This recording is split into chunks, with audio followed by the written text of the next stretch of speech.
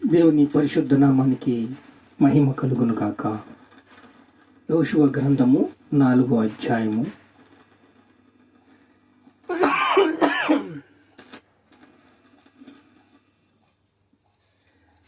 యోషువ గ్రంథము 4వ అధ్యాయం 1వ వచనం.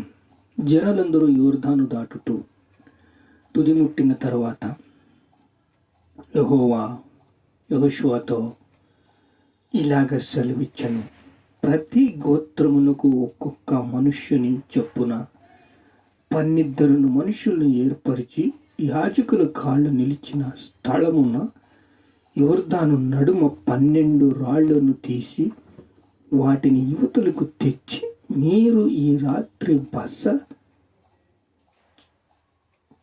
చోట వాటిని నిలబెట్టుడని దేవుడు మాట ఇచ్చాడు. ఈ రాత్రి మీరు ఎక్కడైతే బస చేస్తారో బస చేసిన చోట ఈ రాళ్ళని నిలబెట్టుకోండి. యోర్దాను దాడుతున్నారు, 2 పాయలయ్యింది.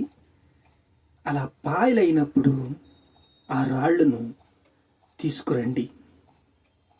తీసుకొచ్చి మీరు ఈ రాళ్ళు ఒక్కొక్క గోత్రానికి ఒక్కొక్క రాయిని దాచిపెట్టుకోండి. ఏం చేసుకోవాలి ఈ రాళ్ళని? మీ ప్రశ్న.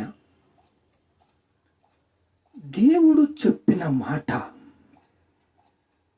విలువగలది. విలువైన మాటకి మనము కట్టుబడి ఉందాం. ఎందుకంటే ఆయన మాటలో శక్తి ఉంది. రోమిలు రాసిన పత్రిక 8వ అధ్యాయం 28లో ఇట్లే, దేవుడు సంకల్పము చొప్పున పిలువబడిన వారికి. ఎవరు పిలువబడ్డారు?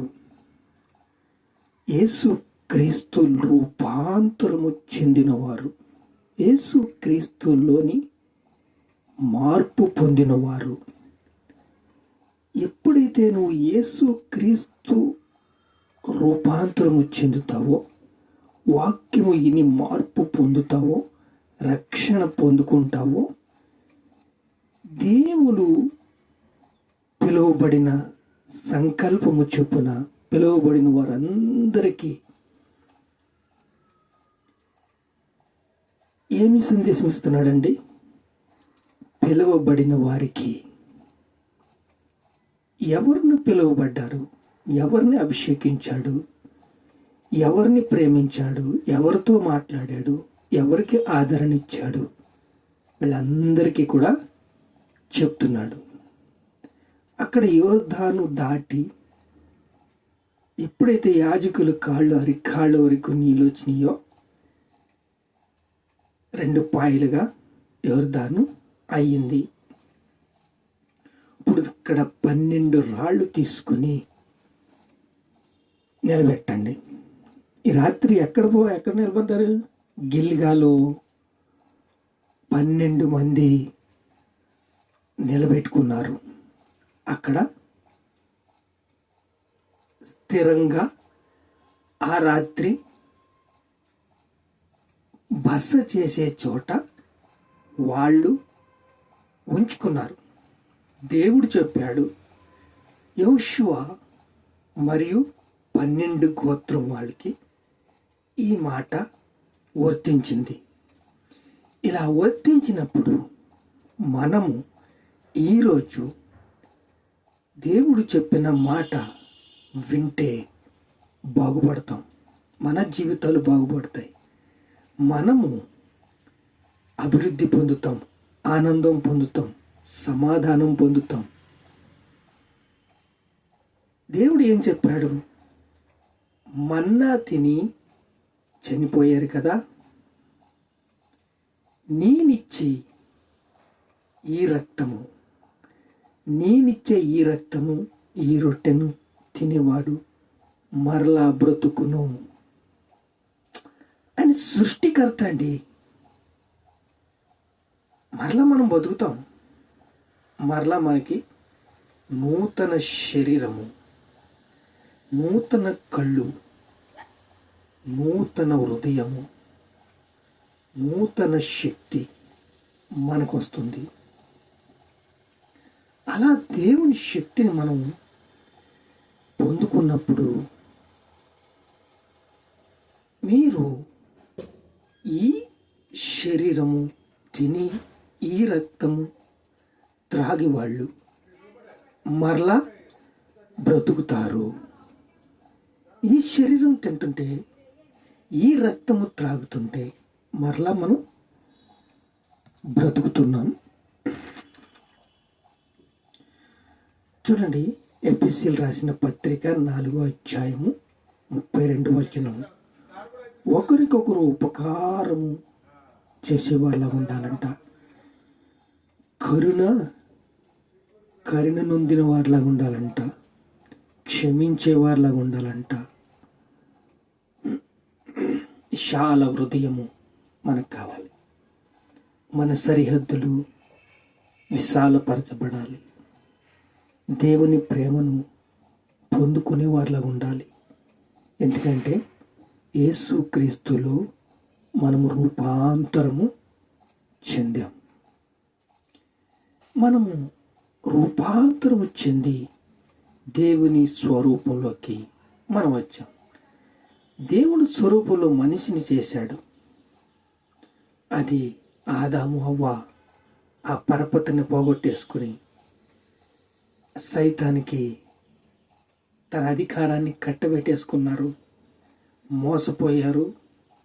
మరలా యేసుక్రీస్తు సిలువలో మన కోసం బలియాగమై తాను చేసిన ఈ యొక్క బలియాగాన్ని బట్టి మనకి పూర్ణ హృదయంతో, పూర్ణ ఆత్మతో, పూర్ణ శక్తితో, పూర్ణ బలముతో దేవుణ్ణి ఆరాధించే కృప దొరికింది.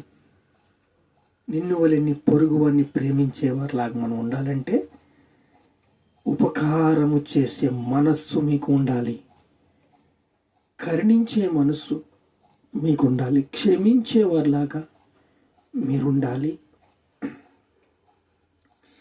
ఇలా చేసినప్పుడు దేవుడు మనల్ని యుగాలు ఆయనతో కూర్చోబెట్టడానికి సిద్ధంగా ఉన్నాడు.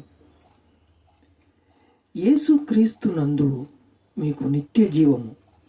యోహాను సువార్త 17వ అధ్యాయము 3వ వచనము. యేసుక్రీస్తు నందు మీకు ఏటంట? నిత్య జీవము. యేసుక్రీస్తుని ఎరుగుటయే, యేసుక్రీస్తుని తెలుసుకోవటమే, యేసుక్రీస్తును ఆయన సర్వాంతర్యామి, సృష్టికర్త, ఆయన తెలుసుకోవటమే నిత్య జీవం. తన ప్రసన్నత మనకుంటుంది. తన ప్రేమ, దయ మనకుంటుంది. ఆయన సంకల్పంలో తన కుమారుణ్ణి సిలువెక్కించి మనకి సమస్తమును ఇచ్చేశాడు. ఆయన ప్రేమను మనము జ్ఞాపకం చేసుకోవాలి. దేవుడు ఏం చెప్పాడు? ఈ రాత్రి మీరు ఒక్కొక్కళ్ళని ఒక్కొక్క రాయి ఎత్తుకుని వెళ్ళమను. ఎర్దని ఎంత దూరం ఉంటుందండి? సరిగ్గా చిన్న వాగులాగా ఉంటుంది.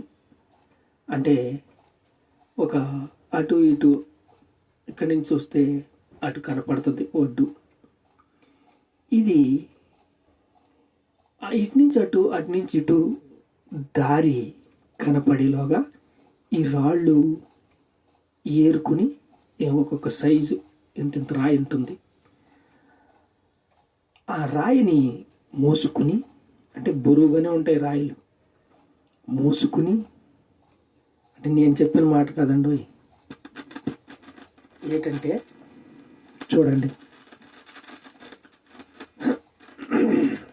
వారితో ఇట్లా నేను యోర్దాను నడుమునున్న మీ దేవుడైన యెహోవా మందసము నిదుట దాటిపోయి ఇశ్రాయేలు గోత్రములు లెక్క చెప్పున ప్రతి వాడును ఒక్కొక్క రాయిని తన భుజముల మీద పెట్టుకుని మోసుకుని తేవలను. ఇక మీదట మీ కుమారులు ఈ రాళ్ళు ఎందుకని అడిగినప్పుడు మీరు యెహోవా మందసమును ఎదుట యోర్దానుకి నీళ్లు రాశిగా ఏకరాశిగా ఆపబడెను. అది యోర్దాను దాటుచుండగా యోర్దాను నీళ్లు ఆపబడిన గనక ఈ రాళ్ళు చిరకాలము వరకు ఇశ్రాయేలుకి జ్ఞాపకార్థంగా ఉండునని వారితో చెప్పాను. దేవుడు అద్భుతం చేశాడు. దేవుడు చేసిన అద్భుతాలు మనం మర్చిపోకూడదు. ఆయన ఒక్కొక్క గోత్రానికి ఒక్కొక్కరిని తీసుకెళ్ళమన్నాడు. ఆ రాళ్ళని దాచిపెట్టుకోమన్నాడు. ఆయన చేసిన ఉపకారాలు ఏదీ మర్చిపోవద్దు. ఆయన పరిశుద్ధుడు. ఆయన మాటకి మనం విధేయత చేపిద్దాం. ఆయన మాటకు మనం లోపడదాం. ఆయన మాటకు మనము కట్టుబడి ఉందాం. తన ప్రసన్నత మనకి చిరకాలము ఉంటుంది. ప్రార్థన చేసుకుందాం. మహాపరిశుద్ధుడా, నాతో మాట్లాడేవు తండ్రి. నీ అమూల్యమైన రక్తంతో మనల్ని కడిగావు. నీ స్వరూపంలోకి మమ్మల్ని తీసుకున్నావు. సంపూర్ణంగా నీ ప్రేమను అనుగ్రహించావు.